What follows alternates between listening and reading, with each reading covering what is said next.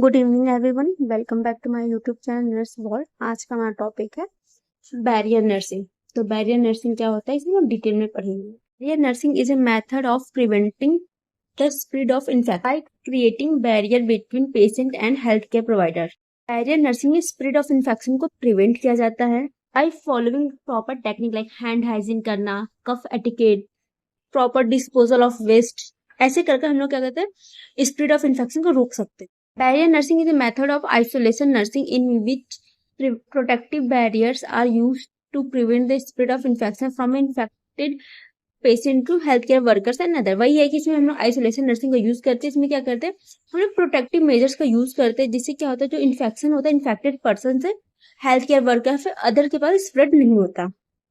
Purpose क्या होता है बैरियर नर्सिंग का? To prevent cross infection, to protect health care workers and other patient, to control spread of contagious disease like tuberculosis, COVID-19 को prevent करने के लिए क्या?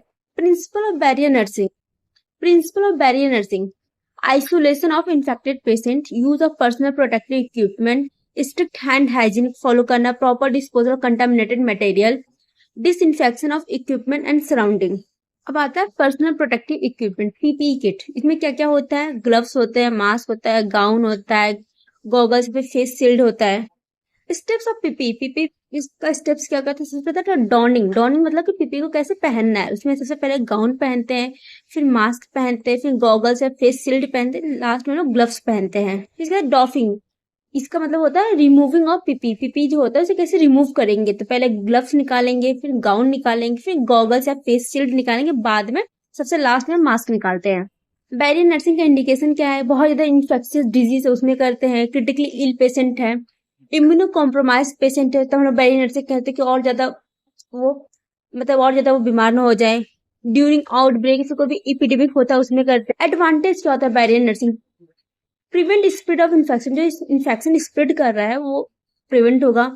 स्टाफ और पेशेंट को प्रोटेक्ट करने के लिए हॉस्पिटल सेफ्टी को भी मेंटेन करके रखता है। Standard precautions. स्टैंडर्ड प्रिकॉशंस क्या होता है? Standard precautions are the minimum infection prevention practice that are applied to all patient regardless of their infection state. Standard precaution जो होता है वो मिनिमम इन्फेक्शन प्रिवेंशन प्रैक्टिस होता है, जो सब पेशेंट पे होता है। ये नहीं कि वो कम बीमार है, कोई क्रिटिकली इल बीमार है, किसी नॉर्मल हल्का फुल्का बीमार है, तो सब पे ये लागू होता है। सब पे हम लोग ये स्टैंडर्ड प्रिकॉशन फॉलो करेंगे।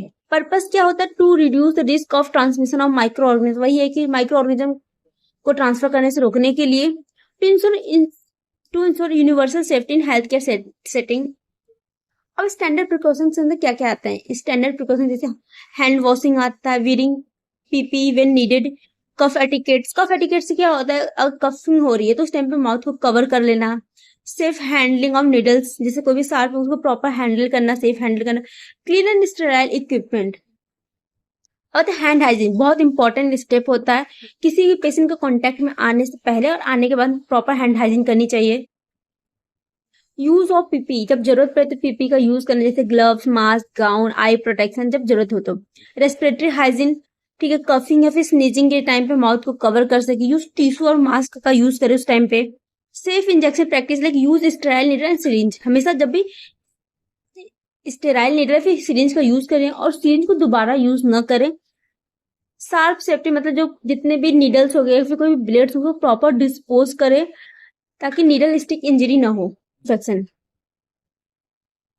Clean instrument and surface properly, जो हमारा कोई भी इंस्ट्रूमेंट है या फिर जो सरफेस उसको प्रॉपर क्लीन किया जाए ताकि कोई भी माइक्रो ऑर्गेनिज्म ट्रांसफर ना हो सके।